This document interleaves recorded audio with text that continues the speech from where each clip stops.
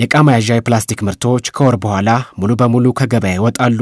ከጥር 23 ጀምሮ የፕላስቲክ ከረጢት ማምረት፣ አከማችቶ መገኘትም ሆነ መገልገልና ይዞ መገኘት በሕግ ያስቀጣል ተብሏል። የደረቅ ቆሻሻ አያያዝና አወጋገድ አዋጅ ከተጠቀሰው ቀን ጀምሮ ማስፈጸም እንደሚጀምር የአካባቢ ጥበቃ ባለስልጣን ተናግሯል። ነገር ግን ፕላስቲክን የሚተኩ ምርቶች ገበያው ላይ በበቂ ሁኔታ ለመኖሩን ነጋዴዎችና የፕላስቲክና ጎማ አምራቾች ዘርፍ ማህበር ነግረውናል።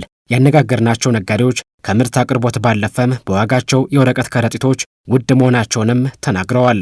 አንደኛ ፕላስቲክ መከልከሉ በወረቀት ወይም በካኪ ብታረገው ዋጋውም የግዢ ተመጣጣኝ አይሆንም። የፕላስቲኩ አንዴ ስትገዛት ብዙ ፍሬ ትይዛለች። ያቺ ፍሬዋን ደግሞ እንትን አካፍለህ ምን ብለህ ነው ሰርተህ ለሽያጭ የምታረገው የሚያዋጣህ ማለት ነው እንጂ የካኪውን አሁን ብትገዛ አንደኛ ዋጋውም ውድ ነው፣ ሁለተኛ ደግሞ የመቀደዱ ብዙ ገዝተህ የሚያገለግልህ ጥቂት ሊሆን ይችላል። ጥቂቶች ነው የሚያገለግሉ፣ እሱኑ አይቆይም። አዎ በላብ ይቀደዳል። እንደውም ይሄ ነገር እንትን ከተጀመረ እንደውም የወረቀትና እንትኑ በጣም ውድ እየሆነ ይሄዳል ብዬ ነው የማስብ። እጥረትም ይኖራል ብዬ ነው የማስብ።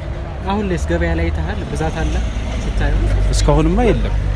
አንዳንድ ታች ያው እነዚህ በእጅ የሚሰሩት አለ አይደለ ካኪዎች፣ እነሱን በትንሽ በጥቃቅን የምትገዛው ነው ያለው እንጂ በፋብሪካ ደረጃ እስካሁን የቀረበ ነገር የለም። ክልክላ አሪፍ ነው፣ ግን ገበያ ላይ ወረቀት ምናምን እሱ የሚተካ ነገር እስካሁን ድረስ እየታየ አይደለም። አላየሁም። ገበያው ያው ከታየ በጣም አሪፍ ነው ብዬ ነው የሚያስበው። ያው ተጽዕኖ ይኖረዋል። ተጽዕኖውን ደግሞ ያው ሁሉም ሰው አምራች ከመረተ በኋላ ተጽዕኖ ይቀረፋል ብዬ አስባለሁ። ትንሽ ቢራዘም ነጋዴውም ያው ይሳተፍና በበቂ ሁኔታ ይመረታል ይመስለኛል። ጊዜዋ ትንሽ ያነሰች ትመስላለች። ይሄ ግዴታ ነገር ስለሆነ መቀረፍ አለበት ብዬ ነው የማስበው። መቀረፍ ስትልኝ በቃ መቆም አለበት። አዋጅ ስለታወጀ ጊዜ መንግስት ስለሰጠ ያንን ነገር ህዝቡም ተግባራዊ ላይ መዋል አለበት። የኢትዮጵያ የፕላስቲክና ጎማ አምራቾች ዘርፍ ማህበር በበኩሉ በወጣው አዋጅ ላይ በምን ያህል መጠን ማምረት እንዳለብን ግልጽ የሆነ ነገር አልተቀመጠም ይላል። ፕላስቲክን የሚተኩ ምርቶችን በማምረትም እስካሁን የተሰማሩ አምራቾች በማህበር ውስጥ እንደሌለም ሰምተናል። አቶ ሳምሶን ከተማ የማህበሩ ስራ አስኪያጅ ናቸው። እኛ ጋር እስካሁን እንግዲህ በወረቀት የሚያመርቱ እኔ ማውቀው አምራች ፕላስቲክ የተሰማራኑ ክሪስታል እያመረተ የነበረ ወረቀት ይሄደ የለም። እኔ እስከማውቀው ስለዚህ እየሰሩት ነው።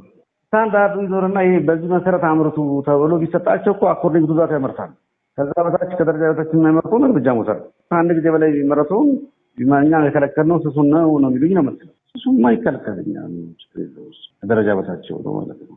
አሁን ይሄ ክሊር ያልሆነ ነገር አለ ማለት ነው። ያጋም በቃ ሙሉ በሙሉ ያምናለው ተመረና በደንብ ያስተካክል ተደረገ ነው የምንጠብቀው።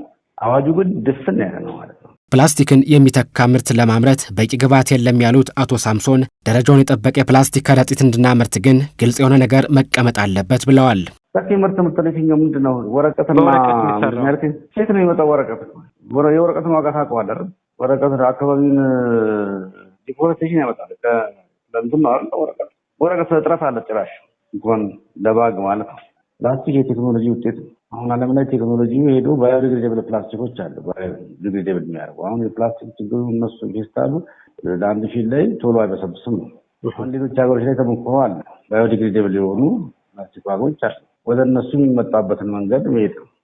ይሄኛውን ደግሞ ስታንዳርዱን በደንብ እንደሚያልቀው ነገር ክሊር ነው ማለት ነው። ደረጃው ላይ ጠበቀ ማለት ምን ማለት ነው የሚለውን በደንብ አምራቹ አውቆት ሁሉ ብዙ ሲመረት የሚለውን ነገር እንግዲህ የሚመለከተው አካል እንጠብቃለን።